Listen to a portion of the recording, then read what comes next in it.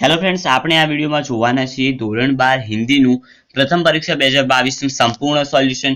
જો ચેનલ પર નવા હો તો ચેનલને સબસ્ક્રાઇબ કરી ચેનલ સાથે જોડાઈ જજો, કારણ કે તમામ આઈએમપી પેપર, તમામ પેપર સોલ્યુશન તેમજ આઈએમપી ક્વેશ્ચન તમને આ ચેનલ પર જોવા મળે છે. તો વિદ્યાર્થી મિત્રો, ચાલો આપણે જોઈ લઈએ હિન્દીનું આજનું પેપર સોલ્યુશન. સંપૂર્ણ પેપર સોલ્યુશન જોઈશું આપણે. તો પહેલા તો અહીં 3 વિકલ્પો આપવામાં આવ્યા હતા, જેમાં પહેલું હતું કે सयादत अली ने अपनी आधी जायदाद किसे दे दी थी. तो कर्नल को आवश्यक जवाब ए છે, તે સાચો જવાબ છે. પછી બીજું હતું કે આયોનિયમ રેડિયમ के बीच क्या संबंध है. तो અહીં આવશે पिता पुत्र. ओके. ત્રીજું હતું કે ગાંધી जी को शीघ्र में कहाँ बैठाया गया. तो कोचवान की बगल में. પછી હવે અહીં નીચે એક જોડકું આપેલું હતું અને જેમાં જે નામ હતું જે પાઠનું તે હતું અને સામે તેનો સાહિત્ય પ્રકાર લખવાનો હતો. કારતૂસ. તો કારતૂસ એ એકાંકી આવશે. જ્યારે રેડિયમ કી આત્મકથા છે તેમાં પહેલું આવશે વિજ્ઞાન કથા. ઓકે, 2 માર્ક્સનું તે હતું. નીચે આપેલા હતા પ્રશ્નો, એક વાક્યમાં લખવાના હતા. 4 ગુણના ક્વેશ્ચન હતા, 4 પ્રશ્નો હતા. અબ્દુલ્લા सेठ ने किसे तार किया था. तो अब्दुल्ला सेठ ने चार्ल्सटाउन के जो सिक्रम वाले थे उनको उन्होंने तार किया था. પછી 7મું આપેલું છે કે वसीधर ने पुल पर क्या देखा. तो वसीधर ने पुल पर गाड़ियों की एक लंबी कतार नदी के पार जाते हुए देखी. गांव का पुश्तैनी घर क्यों बंद रहता था. तो लेखक और उनके सभी परिवार वाले शहर में जाकर बस गए थे, इसलिए गांव का पुश्तैनी घर बंद रहता था. सोमा बुआ की बेटी का नाम क्या था. तो हरखू. ओके, हरखू नाम था सोमा बुआ के बेटी का नाम. તો અહીં હવે આગળ આપેલું છે જે 2-3 વાક્યમાં જવાબ લખવાના હતા. 2 માર્ક્સના ક્વેશ્ચન, જે કુલ 6 માર્ક્સ તમારે આવવાના હતા. જેમાંથી 10મો ક્વેશ્ચન છે કે લેખક को क्यों लगा कि उनकी माँ का हृदय अभी जीवंत है. तो ये पार्ट 6 માં તમારે क्वेश्चन આપેલો છે. सोमा बुआ पिछले 20 साल से कैसा जीवन जी रही थी. तो सोमा बुआ पिछले 20 साल से एकाकीपन वाला जीवन जी रही थी.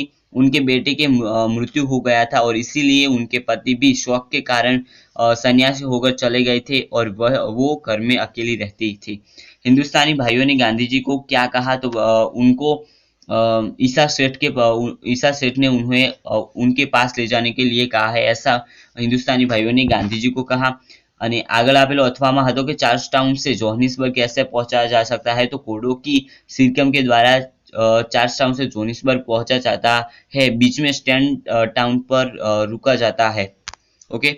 તો હવે આગળ હતું કે 7-8 વાક્યોમાં તમારે જવાબ આપવાના હતા. મોટા ક્વેશ્ચન હતા અને એક ક્વેશ્ચનના તમારે અહીં 5 માર્ક્સ હતા. ઓકે, એક ક્વેશ્ચનના 5 માર્ક્સ હતા. કુલ 10 ગુના તમારે બંને ક્વેશ્ચન થતા હતા.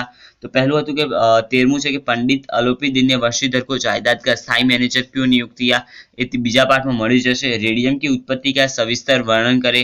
तो पाठ 12માં તે પણ છે. અથવામાં હતું કે वजीर अली एक जाबाज सिपाही था, इस कथन को स्पष्ट कीजिए. तो તે પણ 10મા પાઠમાં આપેલું છે. હવે વિભાગ બી આપેલો છે કે નિમ્નલિખિત प्रश्नों के उत्तर विकल्प में से सही विकल्प चुन के लिखिए. 3 વિકલ્પો હવે આપેલા છે. લઘુ જીવન લેકર આए हैं. तो आई बी जवाब આવશે કે प्याले टूटा ही करते हैं. પછી અહીં 16મો આપેલો છે કે जब बादल को गिरते देखा तब किस ऋतु का प्रभाव है. तो અહીં આવશે જે વસંત ઋતુ આવશે. પછી હતું કે हम सबर क्या कर रहे हैं. तो ઊંઘ રહે હે. ઓકે, એવું આવશે, તે જવાબ આવશે. પછી હવે અહીં એક જોડકું આપેલું છે, જો બીત ગઈ સો બાત ગઈ. તો તેમાં જે લેખક છે તેમના તે આવશે હરિવંશ બચ્ચન. અને બાટકી સંભાવના તો તેમાં ત્રીજો નંબરનું જે છે दुष्यंत कुमार તે આવશે. कृष्ण किस राग में गीत गा रहे थे. कृष्ण धमार राग में गीत गा रहे हैं. बालक भरत के माता पिता के नाम क्या है. शकुंतला और दुष्यंत. कवि ने कमल को किस रंग का बताया है. तो सुनहरे रंग का. कृष्ण गले में किसकी माला पहनते थे. गुंची की. लाला लानो की गुंची की माला पहनते थे. 24મો અહીં આપેલો છે. 2 માર્ક્સમાં ક્વેશ્ચન હતા. कवि ने किरणों और शिखरों को कैसा कहा है. तो ये 7મા પાઠમાં તમને મળી જશે કે किरणों को बालारुण कहा था. आदमी को झुंझुना कहने का क्या तात्पर्य है. तो कोई व्यक्ति से उसकी सलाह न लेना, उसको बोलने का मौका न देना और अपना निर्णय उस पर थोप देना और उसका अपने मन चाहे मर्जी से उसका इस्तेमाल करना, इसको कवि ने झुंझुना कहा है. बालक ने क्रोधित सिंहनी से क्या कहा. तो તે પાઠ 9માં તમને મળી જશે કે जब बालक भरत शिशु के साथ खेल रहा था, उसके दांत गिन रहा था, तब सिंहनी गरजने लगी. तो उससे कहने लगा कि यहाँ से चली जा, नहीं तो वो उसे मारेगा और उसका शिशु भी उसे नहीं देगा. ओके, अथवा आपेलो હતો कि शकुंतला अपने पति से क्यों बिछड़ गई थी। तो शकुंतला और दुष्यंत के गांधर्व विवाह हुआ था और दुष्यंत उसे छोड़कर अपने राज्य में चला गया। इस तरह दुर्भाग्यवश शकुंतला और उसका पति बिछड़ गए थे। હવે આગળ આપેલું છે 27 કે મધુકટ और मनुष्य जीवन में क्या समानता पाई जाती है તે પાઠ 11 में તમને મળી રહેશે।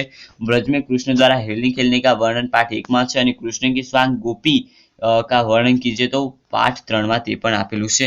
હવે આપણે જોઈશું વિભાગ સી સોલ્યુશન, વ્યાકરણ સોલ્યુશન। પહેલા હતું સમાનાર્થી, નવલ એટલે નવીન જવાબ આવશે અને અનમનના એટલે કે ઉદાસ જવાબ આવશે। ઓકે, પછી આપેલું હતું વિલોમ શબ્દ, મુમકિન તો નામુમકિન, ઉપર તો નીચે આવશે। પછી તત્સમ શબ્દ આપવાનું હતું, કભી તો કદાચિત આવશે અને આંસુ તો અશ્રુ આવશે। પછી હતું પ્રત્યય કરવાનો હતો અને ઉપસર્ગ લખવાનો હતો, તો નિર્ણયનો પ્રત્યય આવશે નિસ વત્તા નય। ઓકે, અને ખામોશીમાં આવશે ખામોશ વત્તા ઈ। આગળ અહીં આપેલું છે કે નિમ્નલિખિત શબ્દ समूह के एक शब्द में उत्तर આપવાનો હતો। 37मो છે वह घाव जिससे मवाद निकलता रहता है तो उसे नासु कहते हैं और हिमालय पर स्थित पवित्र झील तो मानसरोवर। 39मो હતો કે આપકી ટિકટ રદ હો ચુકી है, તો એનું વાક્ય સુધારીને શુદ્ધ કરવાનું હતું। તો ત્યાં જવાબ આવ્યો આવશે કે આપકા કીની જગ્યાએ ક્યાં લખવાનો, આપકા ટિકટ રદ હો ચુકા, અહીં કીની જગ્યાએ કા લખવાનો છે, ચુકા है, आपका टिकट रद हो चुका है।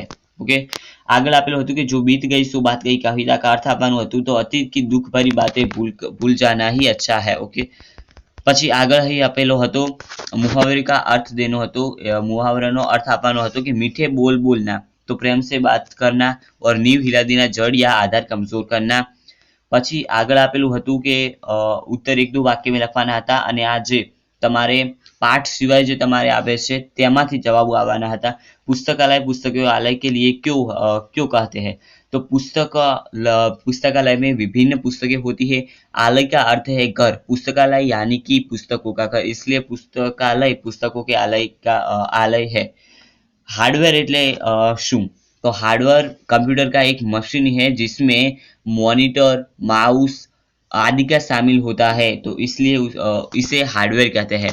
शब्दकोश किसे कहते हैं, तो शब्दों की सूची या ग्रंथ को अनुसूची में लिखना, उसके व्याकरण, उसके अर्थ आदि में लिखने का जो अर्थ का जो शब्दों का ग्रंथ होता है उसे शब्दकोश कहते हैं। पोस्ट कार्ड क्या होता है, तो पोस्ट कार्ड 14 सेंटीमीटर गुणा 9 सेंटीमीटर लंबाई चौड़ाई में होता है। उसके 2 प्रकार है, एकल और जवाबी। ओके, 2 प्रकार है। तो આ રીતે તમારે થોડું ઘણું લખી લેવાનું હતું। અહીં લખેલું છે કે 1 અથવા 2 વાક્યમાં જ જવાબ લખવાના છે, એટલે કે 1 કે 2 વાક્યમાં જ તમારે જવાબ લખવાના હતા, જેને 4 માર્ક્સ હતા।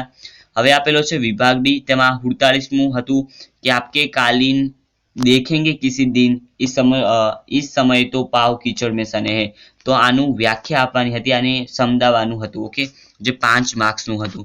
હવે આગળ હતું કે ફકરો વાંચીને તેમાંથી જવાબો આગળ હતું કે ત્રીજા ભાગમાં સંક્ષિપ્તીકરણ કરવાનું હતું। તો અહીં મેં જે અંડરલાइन કરેલી છે તે તમારે લખી લેવાનું છે કે जीवन में साहित्य की उपयोगिता अनिवार्य है, साहित्य ही हमें मनुष्य की कोटि में बनाए रखता है। किसी समाज का साहित्य क्षीण होने लगे तो वह समाज भी रसातल हो जाता है। साहित्य का आलोक पुंज सूर्य की भांति समाज के समस्त विकारों का हरण करता है, तभी वह सत साहित्य कहलाने के अधिकार है। ओके, जे अंडरलाइन करेली છે તે જ લખી લેવાનું છે, જે ત્રીજા ભાગમાં સંક્ષિપ્તીકરણ તમારું થઈ જશે, જેના કુલ 5 માર્ક્સ હતા। હવે હતું ફકરામાંથી જવાબ આપીને લખવાનું હતું। તો પહેલું છે 49મું, लेखक का हृदय कब फटता है, तो हमारा समाज आज हमारी संस्कृति के मौलिक सिद्धांतों की अवहेलना करता है, तब मेरा એટલે કે અહીં લખવાનું છે लेखक, तब लेखक का हृदय फटता है। लेखक हमसे किस बात का हमेशा ध्यान रखने के लिए कहते हैं, तो लेखक हमसे संस्कृति के मौलिक सिद्धांतों को सदैव याद रखने के लिए कहते हैं। संसार के सारे सुख कैसे होते हैं, तो संसार के सारे सुख क्षण भंगुर एवं अस्थायी होते हैं। मनुष्य का सब कुछ कब नष्ट हो जाता है, तो चरित्र नष्ट होने से मनुष्य का सब कुछ नष्ट हो जाता है। और छेल्लुं हतुं इस परिषद के लिए एक उचित शीर्षक दीजिए, तो चरित्र का महत्व। ओके, चरित्र का महत्व आ शीर्षक તમારે અહીં આપી દેવાનું છે, અથવા તો સંસ્કૃતિનું મહત્વ। આગળ હતું કે વિભાગ ઈમાં તમારે એક વાર્તા લખવાની હતી જેના 5 માર્ક્સ હતા અને છેલ્લે તમારો નિબંધ હતો જે 250 શબ્દોમાં લખવાનો હતો મેરા પ્રિય હિન્દી કવિ યા લેખક મોબાઈલ और युवा एक सैनिक की आत्मकथा ओके 10 मार्क्स હતા તો વિદ્યાર્થી મિત્રો અહીં આપણું આ જે સોલ્યુશન છે ધોરણ 12 હિન્દીનું પ્રથમ પરીક્ષા 2022 ની એક્ઝામનું તો પૂરું થાય છે જો વિડીયો સારો લાગ્યો હોય તો આ વિડીયોને લાઈક કરી દેજો શેર કરી દેજો અને આ ચેનલને સબસ્ક્રાઇબ ન કરી હોય તો સબસ્ક્રાઇબ કરી બેલ આઇકન પ્રેસ કરી દો કારણ કે તમને તમામ નવી એજ્યુકેશનલ અપડેટ સૌપ્રથમ આ ચેનલ પર જોવા મળશે મળીએ નવા વિડીયોમાં ત્યાં સુધી ગુડ બાય